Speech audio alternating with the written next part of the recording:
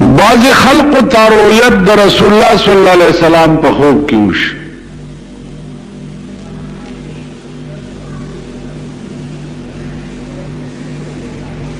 ناغا یا خو په ډېر خشان کې وګوري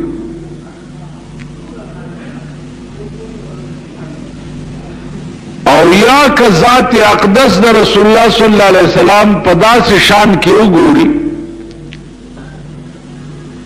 چې یا جامع خیره نه یا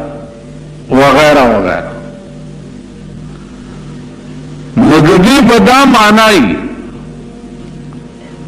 چې د رسول الله صلی الله علیه وسلم ذات اقدس چې هغه شیشه ده د چې ورته وکتل نو د ته خپل مخ پکې ښکاره شو نو د هغه په ذات کې نقص نشته نقص په ده کې چې ورته ښکاره شو چې تا کې دا نقص دی ځکه د په خوب کې په رسول الله صلی الله علیه وسلم کې دا نقص ولید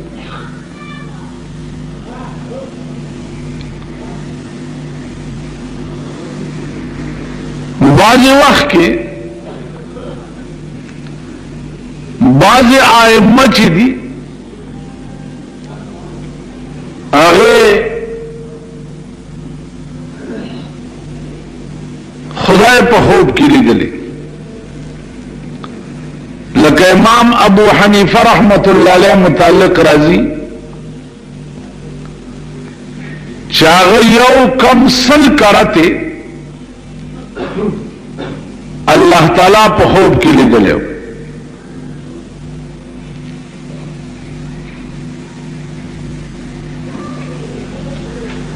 حضرت امام حنبل رحمت اللہ علیہ چو د متعلق راضی چه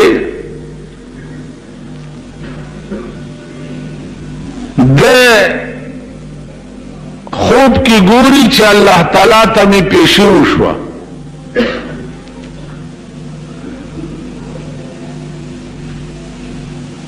نو ماته تاسو کو چې الله ته پس شي خوشاله ګډر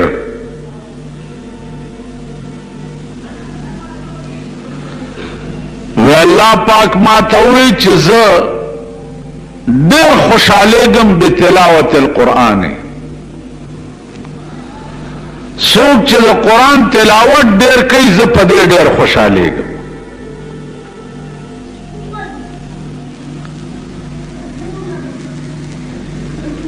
نو دې ائمهو په خوب کې الله تعالی سره هم راز و نیاز شوه دی لاندې سطح تراشی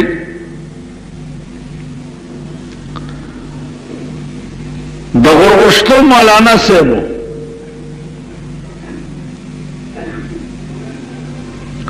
دا زما د خپل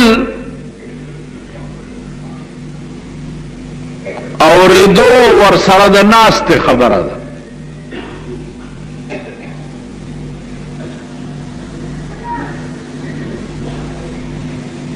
مولانا سے وہ فرمائل چھے ماں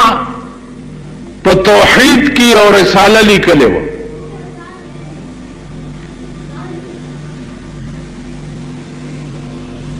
مچا رسالہ ختم شوا نو دشپی پروتی بھی اور دو کا سراشی او ما توئی چه روانے گا ما ورتوی چه چرته به بوزئی وراتوی چه اللہ تعالی ته دې پیش کو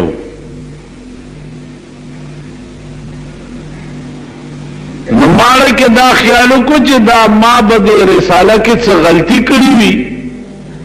نو ځکه زما خدای ته پیشي کی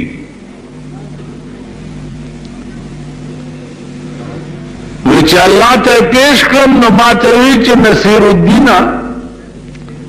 دا رساله تعالی کړی دا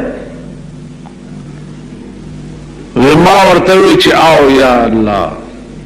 مالک کړی ورته وی چې زا تا چې زما په توحید کې رساله لیکلو ده نو ما هر څه درته معاف کړه.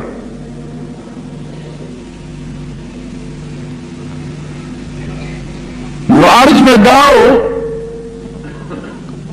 چې خوب چې ده دا عالم حق ده. په خوب کې چې څه وګوري هغه رښتیا وي.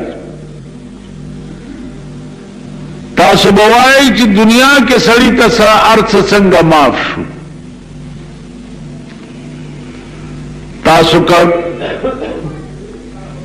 مجلس د جناب رسول الله صلی الله علیه وسلم او د صحابه کتو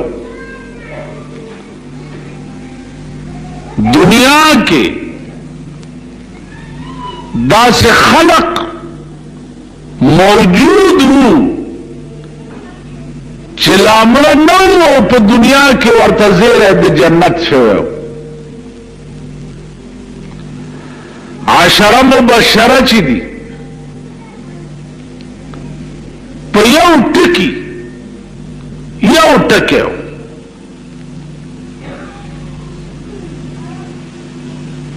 مسجد قبلتین کې مدینه منوره کې د اجیانو صاحبانو لیدلی دی. مدینه منوره کې ابتدا کې رسول الله صلی الله علیه وسلم بمنځ بیت المقدس طرف ته کول او چې د اسلام قوت او زور پیدا شو نو الله ورته وی چې قد نرى تقلب وجهك في السماء فلنولينك قبلة ترضى. زګورم چې ستا په زړه کې څه تمنا ده. تمنا دې دا ده چې خدای ما هغه کعبې ته واړوه چې کومه کعبه زما نیکه ابراهیم علیه السلام جوړه کړې. نو فلنولینک قبلة ترضى. زر دې چې هغه قبلې ته به دې واړوم چې ته پرې راضي کېږي. نو منځ کې ولاړ دي 2 رکعاته شوي او 2 پاتې دي او وحی راغله چې فول وجهك شطر المسجد الحرام. مخ وګرځوه د کعبې طرف ته. نو په مانځه کې رسول الله صلی الله علیه وسلم د بیت المقدس نه مخ کټ کو کعبې طرف ته مخ دې کې لس کسه ولاړو ورپسې کسان ډیرو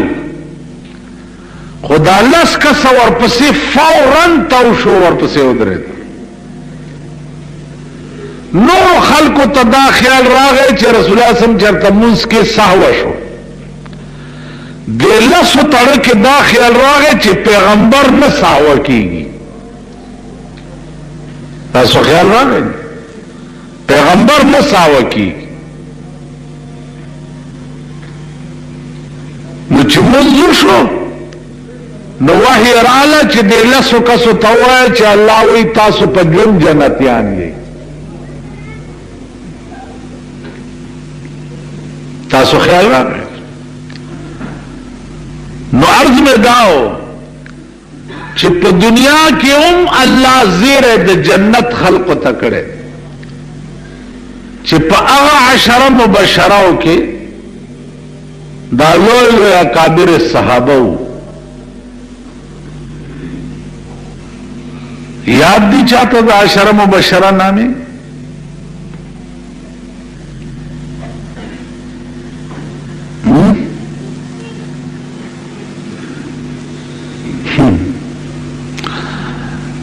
میں نظیر نامہ درزی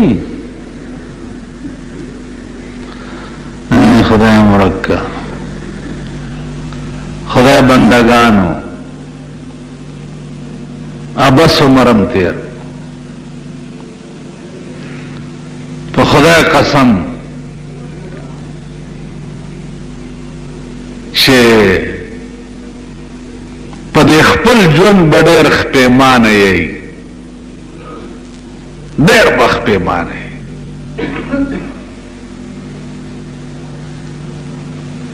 انټرویو اخیستی کېږي تاسو کې دا څوک سرکاري ملازمان چې دي دې په پویږي چې انټرویو څو وخت کې اغسته کیږي نو ورته وایي چې پاکستان لومبه چا جوړ کړو نو چې کوم الک لنه ورځي چې پاکستان لومبه چا جوړ کړو نو انټرویو کې فیل شي تپوس دیو کی چې په ټوله دنیا کې 100 بادشاہان دي په ټوله دنیا کې 100 بادشاہان دي او دل نه ورځي نو په انټرویو کې فیل شي تپوس دیو کی چې پاکستان کې 100 دریابونه دي او دل نه ورځي نو په انټرویو کې فیل شي تپوس دیو کی چې ستاسو د پیغمبر څو نامې وي او دل نه ورځي نو په انټرویو کې فیل شي دغه سه انټرویو به د قیامت په ورځ هم کیږي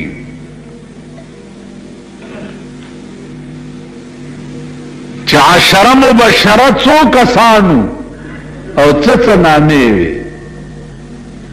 تاسو به څه وایي